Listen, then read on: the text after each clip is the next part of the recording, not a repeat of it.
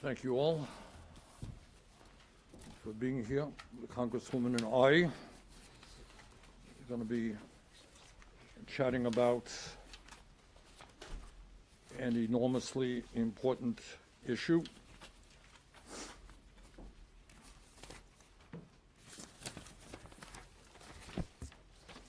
Let me start off by saying that in my view, and in the view of people who know a lot more about this issue than I do, we are at the beginning of the most profound technological revolution in world history, period. The most profound technological revolution in world history, a revolution that will bring unimaginable changes to our society in a relatively short period of time. Artificial intelligence and robotics will impact our economy, our democracy, our privacy rights, our emotional well-being, our environment, and even our very survival as human beings on this planet. The scale, scope, and speed of this transformation will be unprecedented.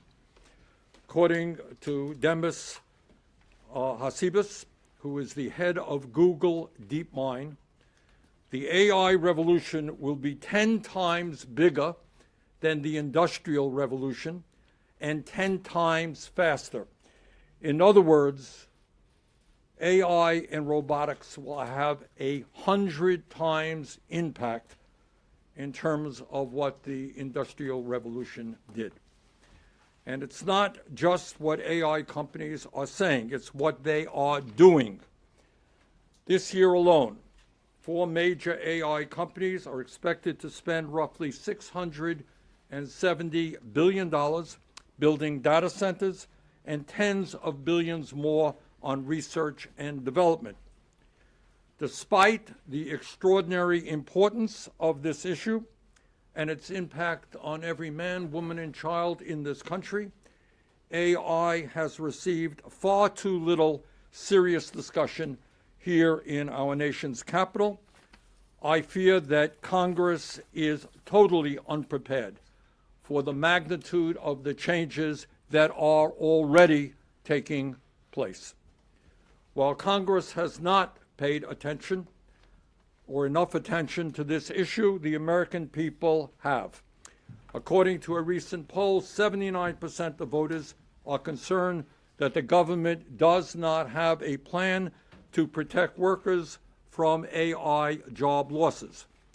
That same poll also found that 56% of voters, majority of voters, are concerned about losing their job or having someone in their family lose their jobs in the next year, not in the next 10 years, in the next year. Why are the American people so concerned? And the answer is they have a lot of reasons to be concerned. They understand that at a time of massive income and wealth inequality, when the billionaire class has never, ever had it so good, some 60% of our people are living paycheck to paycheck.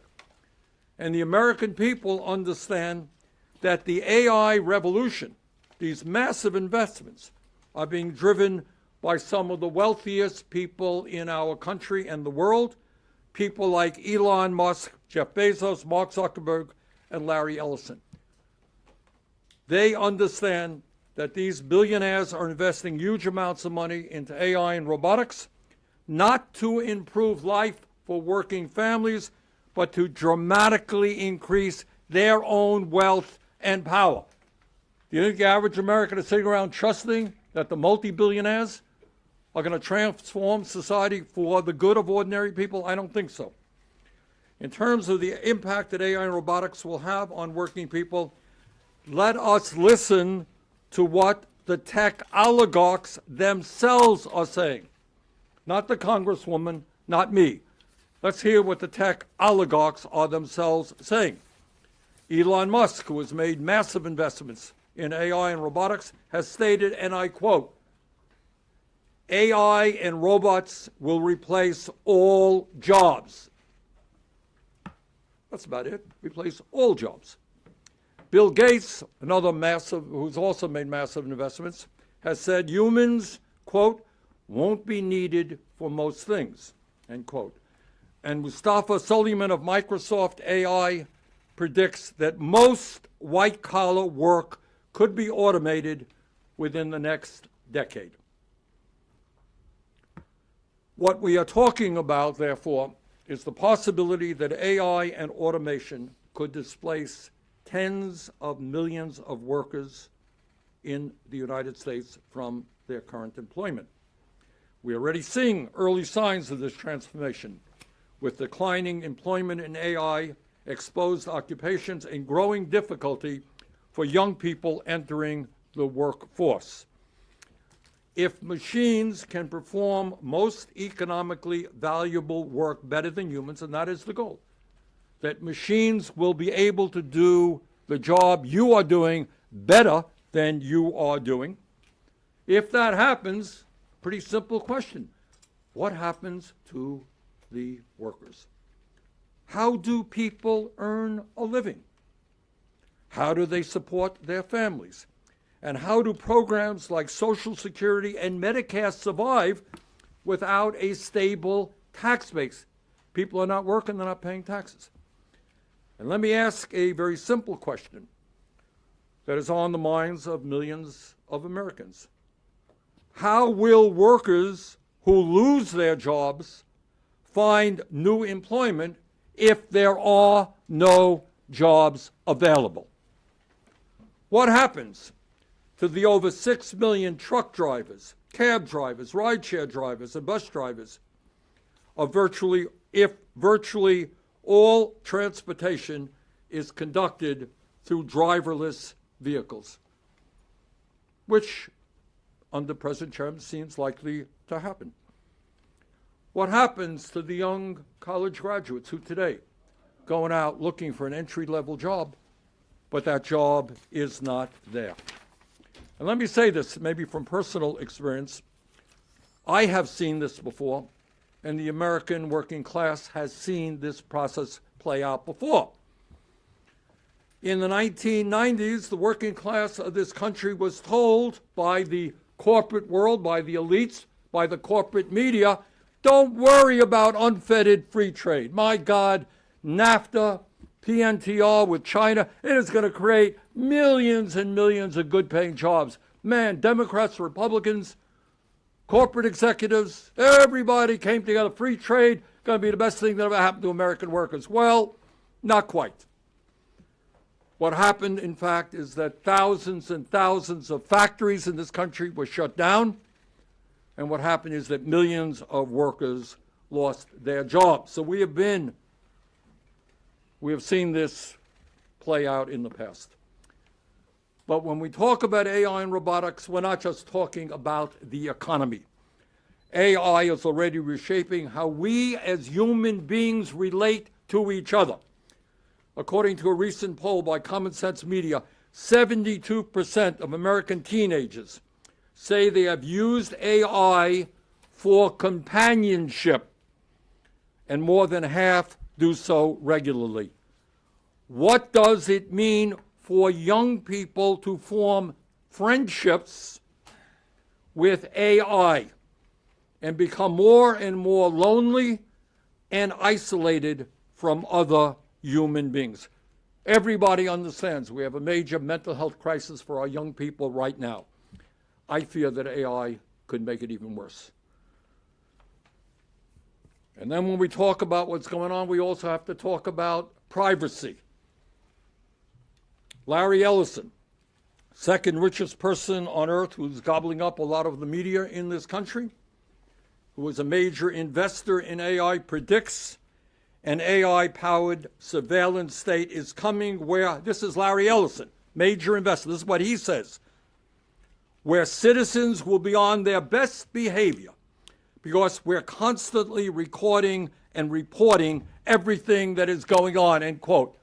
That's your phone calls, your texts, your emails, the websites that you visit, it will be recorded if we continue the current trends.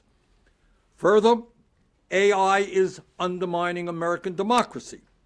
the rise of deep fakes, where you have very convincing fake images. It happened to me. I don't know, did it happen to you?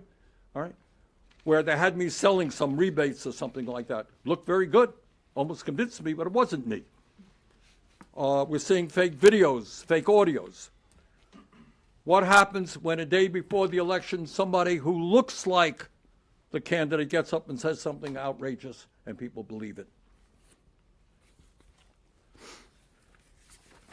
If people cannot trust what they see and hear, informed decision-making becomes nearly impossible. It will become harder and harder to distinguish between truth and untruth. There's also, in what we're seeing now, a significant environmental cost. AI requires enormous computing power, driving the expansion of energy and water-intensive data centers, increasing electricity demand, and potentially deepening reliance on fossil fuels in the midst of a climate crisis. Finally, and let me say this, and I know some people out there may still think this is science fiction, but it ain't. I have talked to some of the leading scientists and most knowledgeable people in the world about the potential existential threats that AI brings to the human race, including Geoffrey Hinton. Some of you may know that Dr. Hinton, who is a Nobel Prize winner in physics, he's considered to be the godfather of AI. He's worked on this thing for decades. They have cautioned us that AI could soon surpass human intelligence and operate independently beyond our control.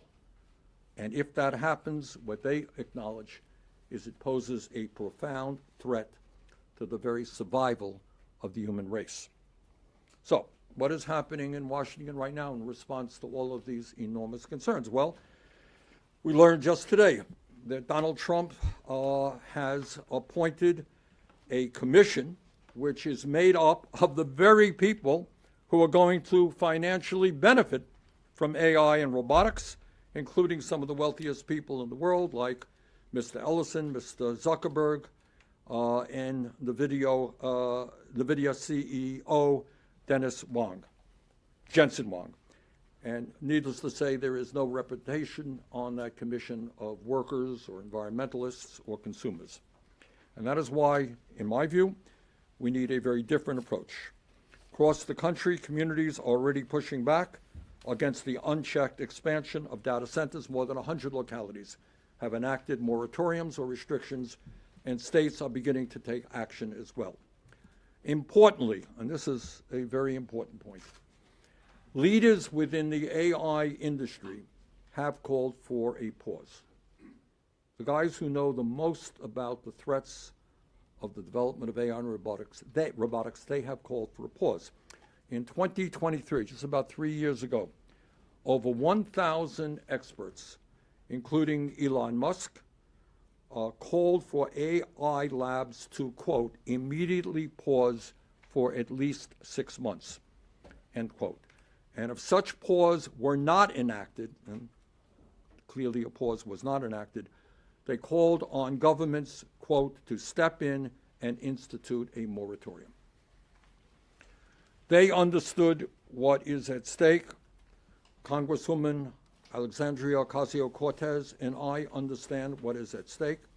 That is why today we are announcing legislation to impose a moratorium on the construction of new AI data centers until strong national safeguards are in place to ensure that AI is safe and effective.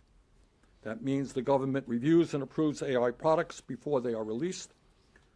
Further, that the economic gains of AI and robotics will benefit ordinary Americans and not just the billionaire owners of the industry. Further, that AI data centers do not increase electricity or utility prices, harm communities, or destroy the environment. Importantly, this legislation would also impose a ban on the export of AI chips to any country without such protections, including China. A moratorium will give us time to understand the risks, time to protect working families, time to defend our democracy, and time to ensure that this technology works for all of us, not just the few. So, With that, let me now introduce the Congresswoman from New York, Congresswoman Alexandria Ocasio-Cortez.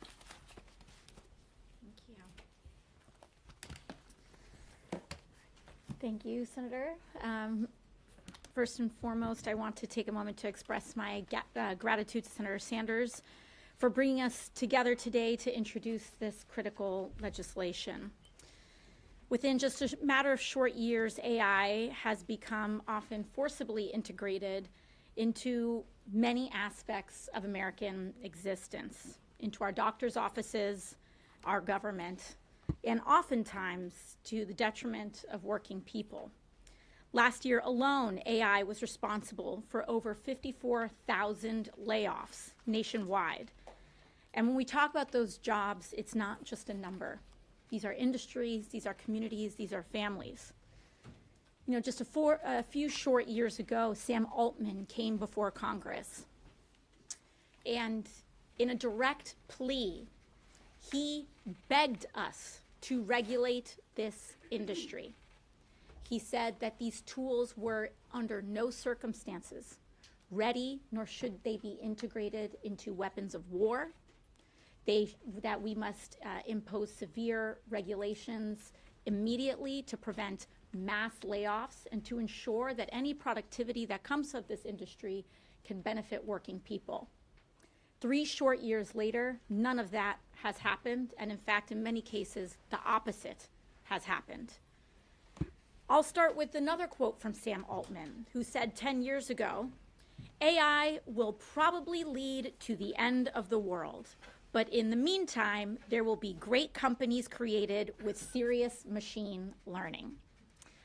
While I'm happy that Mr. Altman is responsible on his end of the deal, you know, he has his responsibilities on the company side, our responsibility is to take care of people.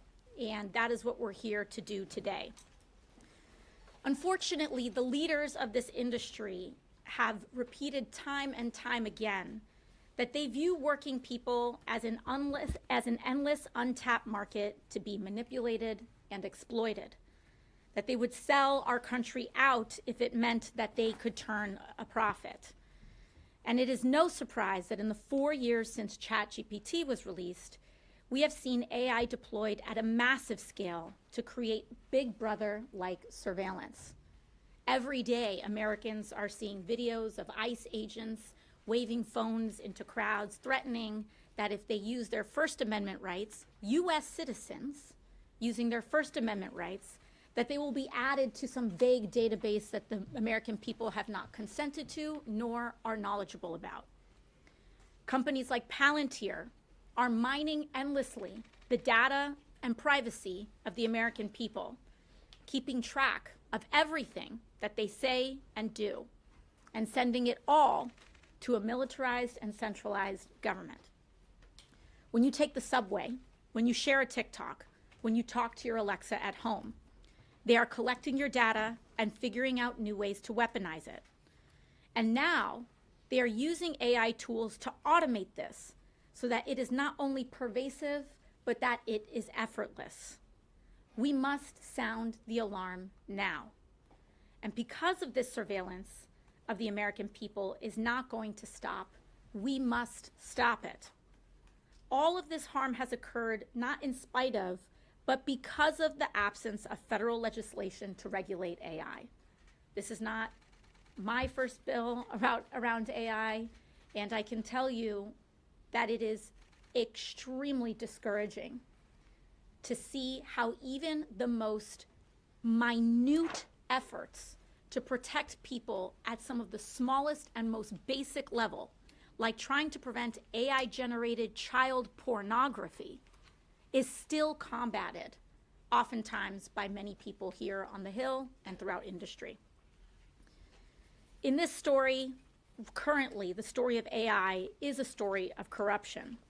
It is fueled and funded by the same multi-billion-dollar corporations lobbying politicians to sit back and do nothing while they harm our communities. In fact, one of the largest explosions of super PAC and outside funding is by the AI industry. And for years, Congress has enabled this permission structure. a permission structure that allows billionaires like Sam Altman, Elon Musk, and Peter Thiel to be trusted to regulate themselves under the guise of, quote, American innovation. And what are they asking for now? Endless energy. These companies are now so desperate to profit off of the AI boom that they are racing to construct thousands of giant AI data centers and jacking up the utility costs of everyday Americans to pay for it. These data centers power thousands of high-intensity computer chips that are processing at all times and require massive amounts of energy to operate. Just one hyperscale data center consumes the same amount of energy in 1 second as 100,000 households. Because of the massive amounts of energy they use, power and water utility companies must build multi-billion-dollar infrastructure to keep up with the demand. And these companies are not paying for their own energy infrastructure. People's energy bills around the country are skyrocketing in order to pay for these AI data centers for them. In the last 5 years, Americans who live near data centers saw their electric bills increase over 267% each month. We are talking about a monthly increase from $80 a month to $294 a month. Working people are already living paycheck to paycheck, in some states off of wages as low as $7.25 an hour, another federal minimum wage that Congress also refuses to raise. They simply cannot afford another increase to their monthly bills. And this results in people cutting corners whenever they can to keep the lights on, whether it's skipping meals or rationing their insulin. And while the American people are suffering, big tech continues to demand more. More data centers, more energy, more data collection, more American jobs replaced by AI, all on the feet of the American people to pay. And across the country, Democrats, Republicans, and independents are standing up.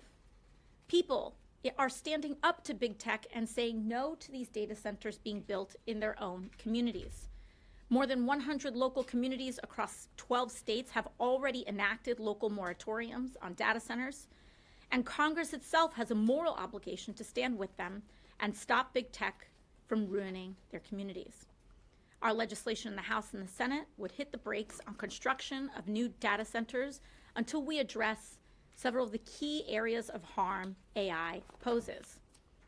Our bills learn from our lack of regulation following the similar rise regarding the internet and demands a new approach to AI, one that protects the American people from big tech's egregious overreach, one bound by our shared commitment over those who wish to patent it, one that centers prosperity for the many over exorbitant profits for the very few. Thank you.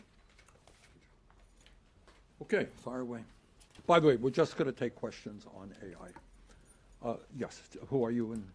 Brian Mesper, Business Insider. One of the most common critiques that comes up when this idea of moratorium is raised is that we're in an AI race with China, and that slowing down the progress of AI development in any way would give China an advantage, whether that's economic, national security. I'm curious, when that critique is raised to you, what do you say to that? Is that something you're concerned Well, about? I think the good news here, and it's not widely known, is there are a number of Chinese scientists who share the same concern that American scientists are worried about. And that is, if we don't get a handle on AI, there are going to be enormous existential consequences. So I think in a sane world, what happens is the leadership of the United States sits down with the leadership in China and leadership around the world to work together so that we don't go over the edge and create a technology which could perhaps destroy humanity. But I would say there are Chinese scientists fairly high up in the government who share those concerns. We've got to immediately, with a sense of urgency, bring those people together. Anything you wanted to add to that? I mean, I think the concern there is easily remedied by passing protections for people. We need to sort out energy sources. Once these companies can be on the up and up, providing their own energy, building out and investing in the infrastructure, refusing to free ride off of the American people, then we can continue to develop and explore this technology. I don't think that this is about a denialism of science or American competitiveness, but it is about an integration of protection of the American people instead of allowing this to happen at their expense. And furthermore, this legislation will prohibit the export of chips to China and other countries. Yes, sir. Yeah, the Congresswoman, I think, You are, Chase Williams with Fox Business. You mentioned 267% electric bills up each month. The administration has taken some steps to remedy these concerns. I wonder what you make of their actions. My second question for both of you is, do either of you guys use artificial intelligence in your everyday lives? So, you know, in terms of the impact that it's having, I think we just need to ask everyday people on if they're feeling the effects of that. I think as much as, you know, as much as as I personally have differences with this administration, I would want them to be successful in reducing the energy bills of American people, but people aren't feeling it. It's not working. In New York City alone, there are some families that are getting electric bills that are $600 a month, as high as some people were paying in rent not too long ago before our housing costs skyrocketed as well. So, you know, I don't think those efforts are working on behalf of the administration.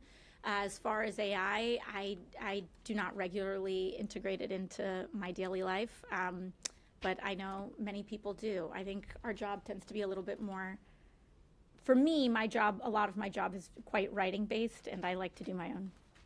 Thank you. very old-fashioned. I'm old-fashioned that way. To answer the question, we have looked at AI. We did a chat with Claude recently, but I don't use it on a regular basis. Other questions? Anyone else? Yes. Igor with Huffington Post. Senator, do you think the Democratic Party is taking the threat of AI seriously enough? And can you talk a little bit about AI's influence in elections? They Sure. have a lot of money in. Good. Thank you. No, I don't think the Democratic Party leadership is taking this issue anywhere near as seriously as it should. We need to develop a sense of urgency here. The economic impacts are going to be enormous. The impacts on our children will be enormous. And again, there is literally an existential threat to the existence of the human race. Now you tell me, do you think that leadership here on either side of the aisle is saying, whoa, we better get moving on this thing? The answer is no. And the second point, the question you're raising that the Congresswoman mentioned, let us be clear. Why is Congress not moving aggressively?